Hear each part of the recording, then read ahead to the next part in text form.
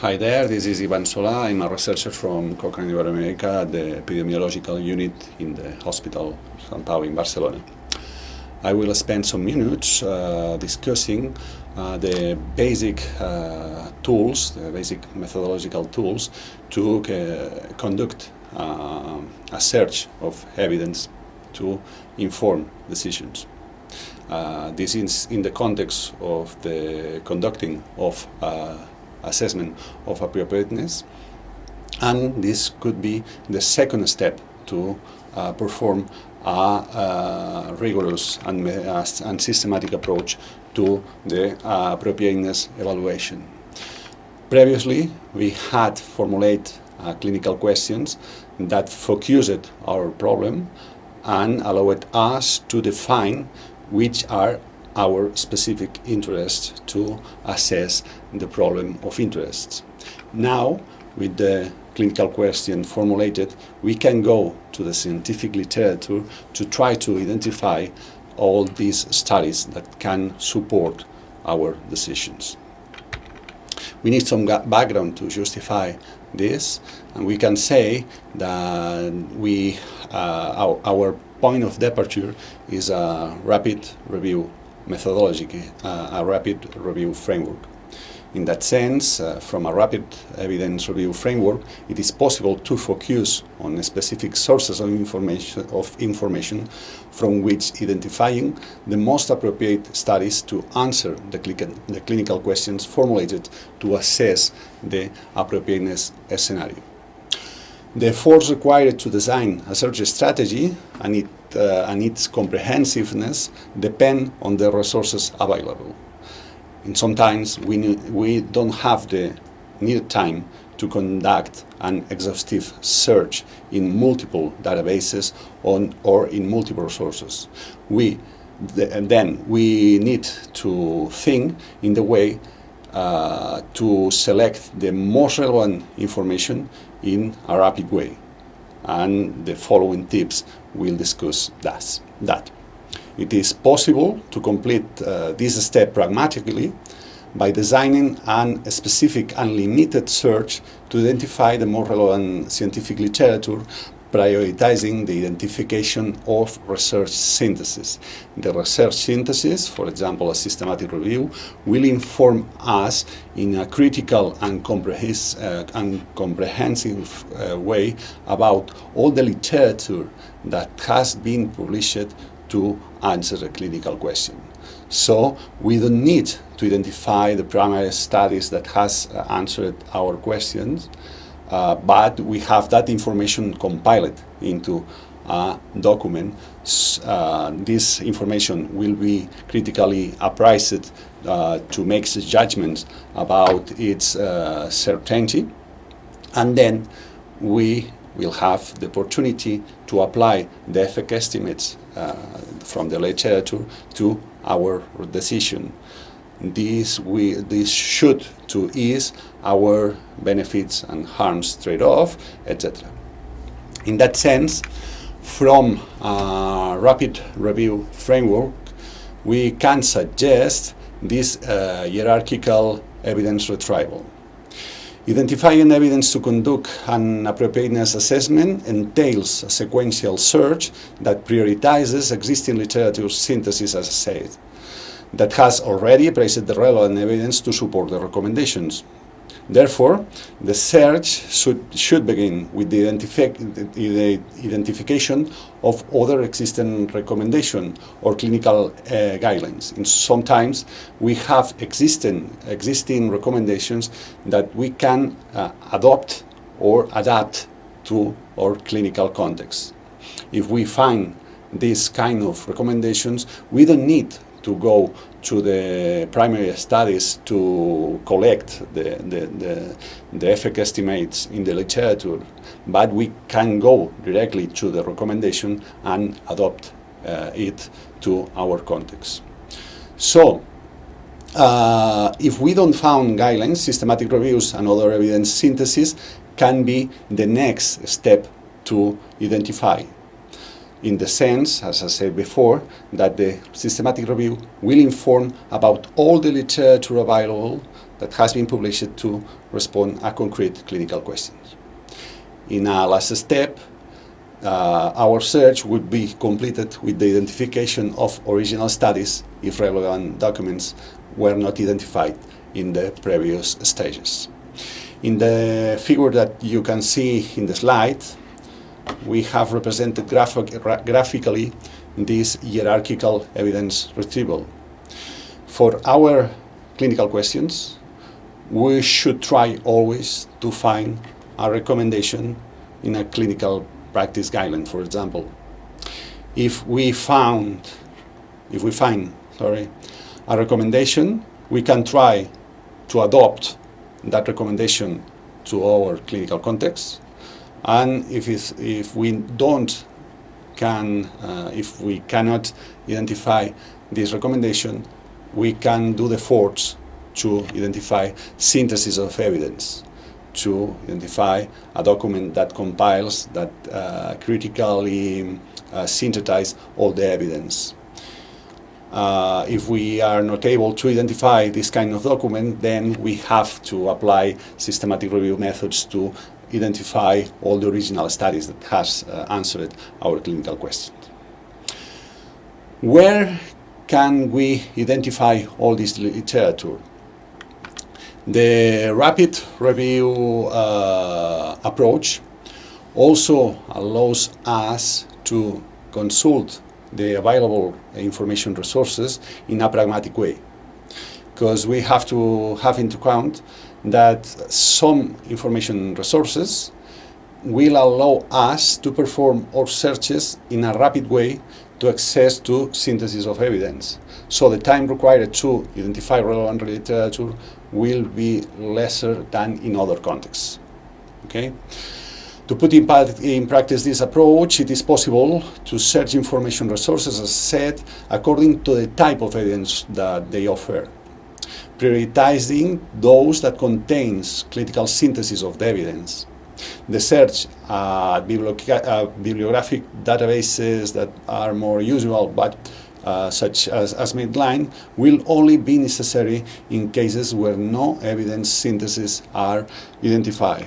Remember that the methodological tip were that we need to do these steps. First, to try to identify a recommendation, then identify synthesis if we have been not able to identify recommendation, and in a last step, identify primary studies where recommendation or synthesis does not exist. We can do the same efforts to consult the information resources available. This graphic compiles the main resources available to do a good search of clinical evidence, and are classified according to the time required to do searches in there and the quality of the information that we'll retrieve. In that sense, here we should have resources in which the information is better integrated, and we would need less time to perform our searches. In the basis of this figure, we would find those information resources in which the information is integrated in a lesser degree, and we would need more time and expertise to find a relevant study. In other words, it would be preferable to begin our search from these resources and then consult the rest of resources if we don't find in these information resources. Regarding the resources in the top of this figure, we have the summaries. The summaries are those documents that compiles recommendations. For example, a clinical practice guideline, that is one document that compiles a series of recommendations that allows us to decide if we need to do something, if we need to do a test or the frequency of a treatment. Okay, we don't find here, or we don't need to apply here the evidence that have supported these recommendations.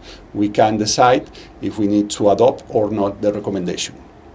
But it is our appropriateness assessment the fact of finding a recommendation in a clinical practice guideline that we can adopt. In that sense, here we have two of the main sources to find clinical guidelines. We can also find guidelines in Medline, for example, applying our limit of guidelines as a publication type, but these two resources are resources that are addressed only exclusively to clinical recommendations. We have also two resources here that are more useful to have a comprehensive view of one clinical problem. These resources are up-to-date and dynamite. These are two very useful tools for your clinical practice. In the step of synthesis, we have to have into account that we have two main resources of information valid to find this kind of studies. First, we can consult evidence-based journals that are journals that try to identify the main or the most relevant articles or publications that are published in the literature, that are specifically useful for a concrete clinical specialty, and then one expert will do a critical appraisal of this study. I will conduct a summary in one page of all the contents of this study, and we'll discuss the importance of that study, why is relevant for the clinical practice, and what are its main pros and cons, specifically their eventual sources of bias. In that way, in the evidence-based journals, we can find an update for our clinical practice, because someone is trying to be aware of the more relevant studies that can be published in all the literature, and then another person from us is trying to make the effort to do a clinical appraisal of that relevant study. It is more important to be able to identify systematic reviews, because they are documents that compiles in one document all the existing literature that are answering one specific clinical question. In that sense, we will find in a systematic review a synthesis, a critical synthesis of the existing evidence, and these systematic reviews can be updated, and in that way is a useful way to be informed and to support our decisions. Finally, in the grounds of the figure, we have the bibliographical databases, those databases in which we need to do an exhaustive search to identify the main studies to answer our clinical questions, and then make the critical appraisal of these studies and extract data from there, etc. So the idea is that we need to, or we should, to go to those resources that will allow us to do the searches in a lesser time to find better integrated and critical appraised information. To put in practice all these things that I have been discussed so far, I would like to suggest to you to do this exercise.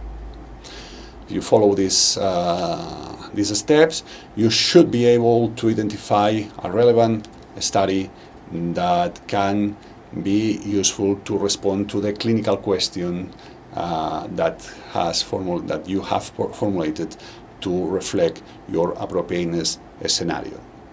In first step, you should define a clinical question for a clinical scenario in which it would be necessary to conduct an appropriateness assessment. Then you should plan a search from a rapid review framework following the steps that we discussed before, to identify a study that could bring relevant information to answer your clinical question, starting from resources to identify other recommendations. Remember the hierarchical proposal to identify evidence. In absence of existing recommendations, continue searching for evidence synthesis, and in a last step, search primary studies only in the case that more relevant studies were not identified in the previous resources. Finally, report in a text file the resources searched, the reasons justifying their use, and the study that you finally choose to solve the exercise, to respond the clinical question. Thank you.